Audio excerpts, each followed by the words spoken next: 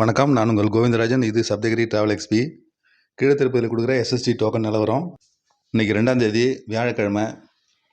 இன்றைக்கி காலையில் பாருங்கள், நாளைக்கு காலையில் வெள்ளிக்கிழமைங்கிறதுனால நாளைக்கு காலையில் ஒரு டோக்கன் இப்போ இஷ்யூ பண்ண மாட்டாங்க. வியாழக்கிழமை மட்டும் அன்னன்னைக்கு டோக்கன் மட்டும் தான் கொடுப்பாங்க. ஏன்னா வெள்ளிக்கிழமை இன்னைக்கு காலையில் அபிஷேகம் நடக்கிறதுனால அன்றைக்கி காலையில் தரிசனம் கிடையாது, அதாவது பொது தரிசனம் கிடையாது.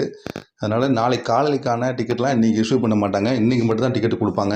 அது இன்றைக்கி விடிய காலையில் 2 மணிக்கு ஆரம்பித்து 4 மணிக்கே முடிஞ்சிச்சுங்க. இது காலையில் 4:30 மணிக்கு நல்லா வரும். 4:30 மணிக்கே பார்த்தீங்கன்னா இன்றைக்கி சாயங்காலம் 7 மணிக்கும் 8 மணிக்கும் ஸ்லாட் போட்டு கொடுப்பாங்க. அந்த டிக்கெட் எல்லாமே முடிஞ்சிருச்சு. எஸ்எஸ்டி டோக்கன் கவுண்டர் க்ளோஸ் பண்ணியாச்சு. இனிமேல் இன்றைக்கி வர பக்தர்களுக்கு எஸ்எஸ்டி டோக்கன் கிடையாது. நாளைக்கு காலையிலைக்கும் பொது தரிசனம் இல்லைங்கிறதுனால இனிமேல் நாளைக்கு காலையில் தான் கவுண்டர் ஓப்பன் பண்ணுவாங்க. அதுக்கான டிக்கெட் கொடுப்பாங்க.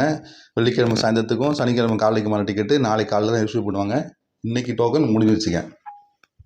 நீங்கள் திருப்பதிக்கு உங்களோட வெஹிக்கிளில் டேரெக்டாக இங்கேருந்து போகிற மாதிரி இருந்தால் ஊத்துக்கோட்டைக்கு அருகில் இருக்கிற சுருட்டப்பள்ளி அப்படிங்கிற கோயிலுக்கு நீங்கள் போயிருக்கீங்களா?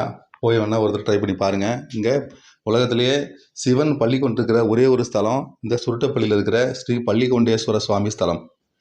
இந்த கோயில் ரொம்ப ரொம்ப விசேஷமானதுங்க. அது ஏன்னா பிரதோஷம் உருவான இடம் இந்த சுருட்டப்பள்ளி தான்.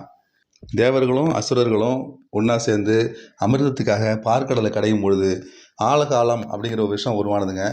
அந்த விஷத்தை சாப்பிட்றதுக்காக சிவபெருமான் அங்கே வந்து அதை சாப்பிட்டுட்டு அதுக்கப்புறம் தேவர்கள் அசுரர்கள்லாம் அந்த அமிர்தத்தை கடைஞ்சி எடுத்த பிறகு திரும்ப கைலாயத்துக்கு போகும்பொழுது இந்த இடத்துல சேர்ந்து ஓய்வு எடுத்ததாகவும் இந்த பார்வதி தேவி மடியில் தலை வச்சு இந்த இடத்துல படுத்ததாகவும் வரலாறு இருக்குங்க.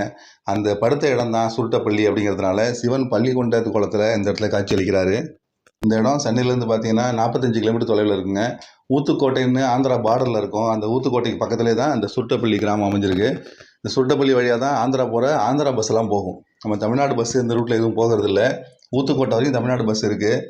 திருப்பதி போகிற தமிழ்நாடு பஸ்ஸு இந்த ரூட்டில் வராது. ஏபிஎஸ்ஆர்டிசி பஸ் மட்டும் தான் வரும். அது வழியாக நீங்கள் போனீங்கன்னா சுருட்டப்பள்ளியில் இறங்கி அந்த வேலை கோயில் வாசல்லே பஸ் ஸ்டாப் இருக்குது. அங்கே இறங்கி இந்த கோயிலை பார்த்துட்டு மறுபடியும் நீங்கள் திருப்பதி நோக்கி கண்டினியூ பண்ணலாம். அது தவிர நீங்கள் ஓன் வெஹிக்கிளில் போனீங்கன்னா கால நேரத்தில் போனீங்கன்னா ரொம்ப ஈஸியாக அந்த சுவாமியை பார்த்துட்டு வரலாம்.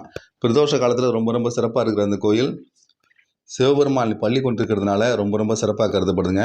ஒரு முறை ட்ரை பண்ணி பாருங்கள். நன்றி, வணக்கம்.